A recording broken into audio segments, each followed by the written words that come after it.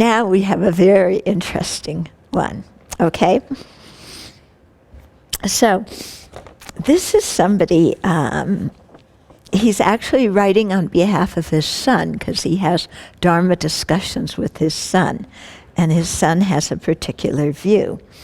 Okay, so it's based on, in Buddhism, we say that there's infinite karma, infinite positive karma, infinite negative karma. If we just use the example of negative karma, it just simplifies it, but it could be positive karma too. Because we've had beginningless lives, then we have created beginningless karma, and there's beginningless number of karmic seeds on our mind stream. Okay? Then the person is saying, but there's also infinite antidotes. Okay, because since there's the infinite time, before the present time, then, how there was also time when we did a lot of purification. Okay, so we purified a lot of karma as well, and we also applied antidotes to purify things. So he expressed it in the form of a mathematical equation. You have negative karma, which is A, and the antidotes, which is B. So A minus B equals C, but then C is also something infinite. Okay, because you have infinite negative karmas, and you've done infinite purification by applying infinite antidotes, but you're still left with infinite negative karma, aren't you? Because it's just, it never ends, okay? So then, so all these things are infinite. It's just, happening in infinite time. And so it really makes kind of a mess. And so then, the conclusion is that there's no possibility for liberation because you're having infinite negative karma minus infinite purification is still leaving you with infinite something. So there's no end to reach it all.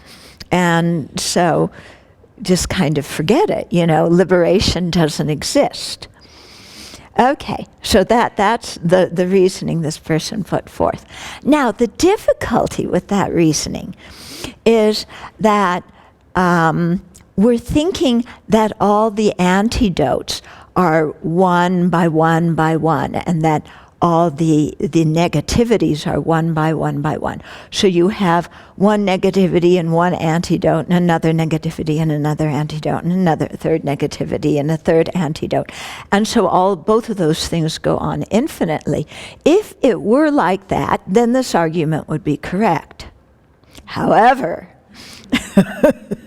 it's not like that, because when we purify, when we use the wisdom realizing emptiness directly, that wisdom has the ability to purify things infinitely, okay? Because those negative karmas are still able to abide in the mind when the mind is ignorant. Okay? When the ignorance is cleared away, the negative karma that produces rebirth in cyclic existence is also cleared away. There's no possibility for it to ripen. Okay? So there's two things going on. First of all, the wisdom realizing emptiness clears away infinite amount, and it can clear it away completely. This is when you're talking about the enlightenment of a Buddha, okay? That kind of wisdom that's supported by bodhicitta and compassion, ends the negative karma completely, so the Buddha's mind is totally free of any kind of polluted karma whatsoever, okay? Even before that, at the attainment of an arhat, the arhat has the wisdom realizing emptiness. He doesn't have the great compassion and the bodhicitta. So the wisdom realizing emptiness isn't quite as strong. It cannot eliminate all of the karma completely, but what it does is it eliminates a lot of karma, and most importantly, when the ignorance, because the arhat has eliminated the ignorance.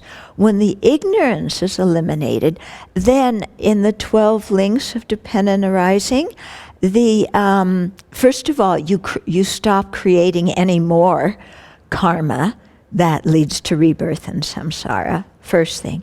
Second thing, if there remains any bits of karma for rebirth in samsara in your mind, it cannot ripen, because when the ignorance is eliminated, then the links of craving and clinging are also stopped, which means that even if there is some karma for rebirth, at the time of death, it's impossible for that karma to ripen and produce a rebirth, because to ripen, it needs the mind needs to have craving and clinging. It needs to crave for this life. It needs to cling for the next life. It wants to exist in samsara. But when the ignorance has been stopped, so is the craving and clinging, so that any karmic seeds for rebirth are no more nourished, they can no more ripen. And so thus for an arhat, also rebirth in samsara is completely stopped. Okay? So you're getting it? So we have the two attainments. One is arhatship, one is full awakening. At arhatship, a lot of the karma for rebirth has been purified by the realization of emptiness. And whatever remains cannot ripen, because there's no more craving and clinging in the mind to activate that karma and make it ripen and propel a rebirth, because craving and clinging are rest on the foundation of ignorance, and that ignorance has been eliminated from the mind stream. Okay. At the attainment of Buddhahood, which is superior to the attainment of arhatship, then there is no karma whatsoever for rebirth or for anything else in samsara, remaining in the mind. There's no obscuration remaining in the mind whatsoever, because the wisdom realizing emptiness, when it's supported by great compassion and bodhicitta, becomes extremely powerful, and it has the ability to purify all of the negative karma from beginningless time, totally and completely. Okay? So it's no longer a one-to-one, kind of, here's this one negative karma, slap it down, but there's another one, and slap that one down, another one, purify that. So it's not like that, This antidote has the power to purify things completely, okay? Which is why the wisdom realizing emptiness is so important to generate, and why, if we want to become a Buddha whose mind has abandoned everything to be abandoned and has developed everything to be developed limitlessly, all the virtuous qualities limitlessly, why that wisdom realizing emptiness needs to be conjoined with great compassion and bodhicitta. Okay? Got it?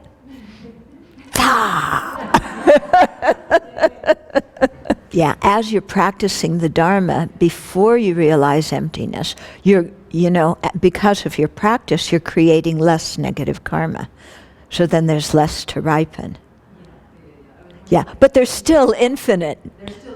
Yeah, there's still infinite behind. But, in terms of creating karma now that adds to it, yeah, because sometimes that karma that is created recently, is a little bit more up on the top of the surface and can ripen sooner. Yeah, so, you're creating less of that, definitely.